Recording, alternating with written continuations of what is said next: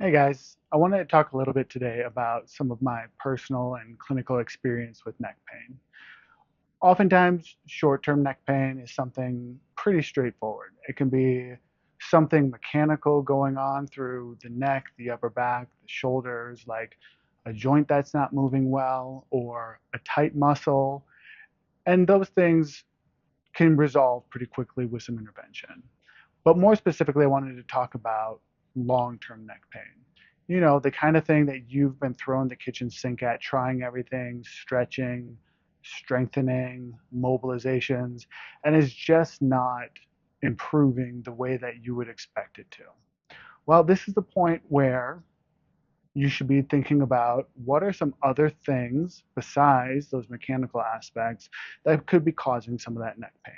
So with my patients, I always think about three different things. Number one, especially if there's any type of jaw pain, I think about when's the last time you've been to a dentist? Have you had some recent dental work, or maybe there's something that needs to be worked on that your body's reacting to?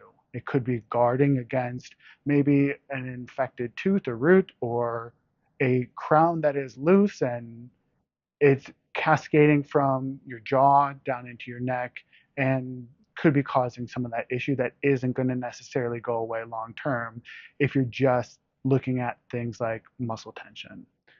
The second thing I always think about is, well, how has your sleep been? Because there's a lot of associations between the potential for sleep apnea, whether it is mild or severe, and jaw pain, which again can help or can cause cascading effects down into the neck, back, and shoulders. And the third thing, and the thing I want to spend a little bit more time on, is digestion. Because something like GERD, or what's more commonly known as reflux, can cause a lot of varying symptoms. Now, typically we think about it as that heartburn feeling, that burning in your chest. That's that kind of telltale sign of GERD. But there's actually a couple of different presentations that can happen from it. That's the most common one, but there's another form called silent GERD that can cause other symptoms. It can cause referred neck pain because of what's going on in your esophagus. It can cause a hoarseness in your voice. Maybe it doesn't feel as clear as it usually does. It can cause a whole lot of mucus production, or even the feeling like there's a lump in your throat.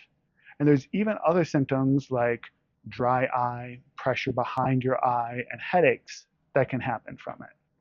So with my patients who have had neck pain for a long time, one of the things that I ask them to pay attention to is there any type of pattern around when you're eating, whether while you're eating or shortly after, or even up to an hour, if it's a consistent pattern with when you're eating, because the longer symptoms go on, the less responsive they are to any type of mechanical changes that you're trying to make, the more likely it is that there's something else that is driving it besides those simple things like joint restrictions and muscle tension.